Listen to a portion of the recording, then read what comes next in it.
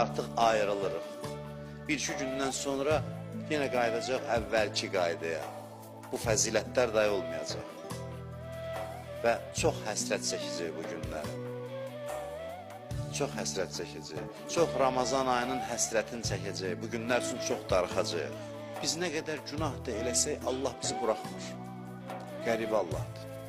Nə qədər biz günah eləyirik, nə qədər Allahdan üz çevirib gedirik, Allah yenə də Ramazan ayı ilə gəlir, bizi paklayır, təmizləyir.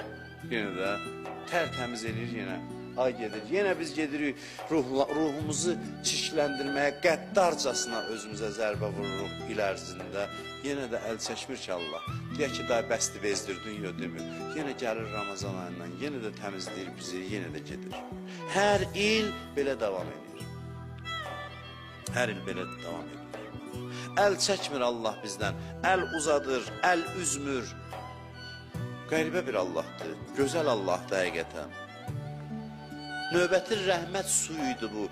Bilirsiniz, ruhumuzda o qədər çirkpas yığışır ki, hər tövbə bunu təmizləmir. Gərək ildə bir dəfə bu Ramazan ayı kimi əzəmətli bir ibadət gəlsin, ruhumuzu tam təmizləsin, paklasın, ləkələri yusun və təqdim eləsin ki, buyur, bu yenidən sən elə bir anadan indi doğulmusan.